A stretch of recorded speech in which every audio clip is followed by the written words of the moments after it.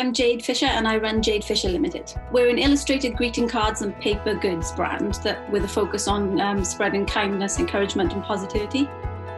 Our designs aim to be inclusive and representative of everybody from the heart, sort of genuine messages that just promote kindness, being gentle to yourself, being gentle to others and sharing friendship between people.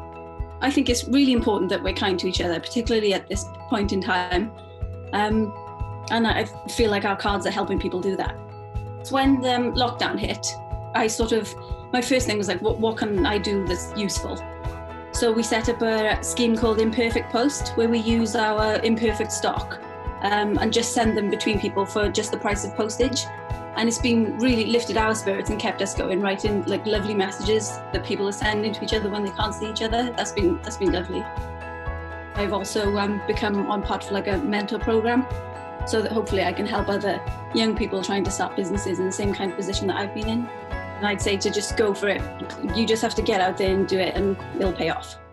My name's Sam Davis and I run a management consultancy called I Consult Technical Limited. We run a recruitment consultancy, but it's highly specialised. So we deal with geotechnical engineers, environmental engineers, engineering geologists. We work in a predominantly male industry. Only 13% of our overall candidates are women. It takes a lot to be taken seriously.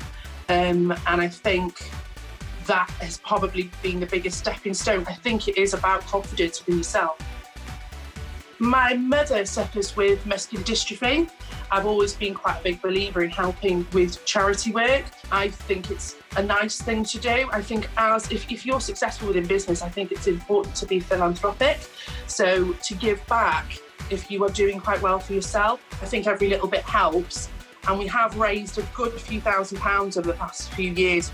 I would say to any women who are starting a business, do it 100%, believe in yourself 1,000,000%. My name's Sian Cartledge and I own Maxtrox. Maxtrox is a unique design agency based in the Swansea Valley, specialising in Welsh learning resource and products for the Welsh gift industry.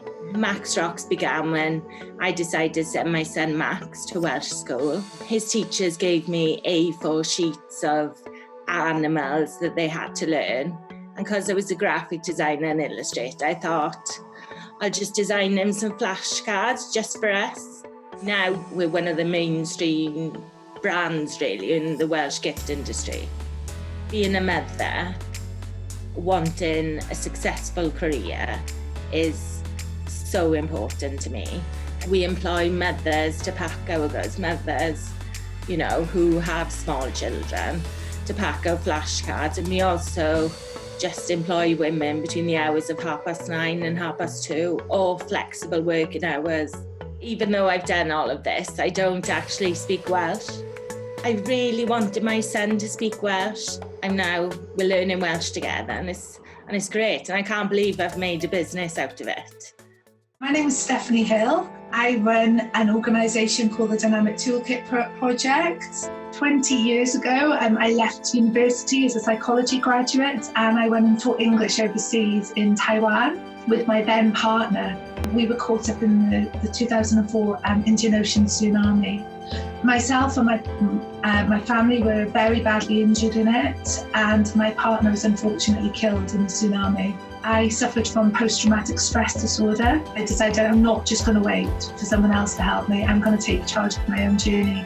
And then somewhere along the line, my kind of professional journey and my personal journey started to collide in a positive way.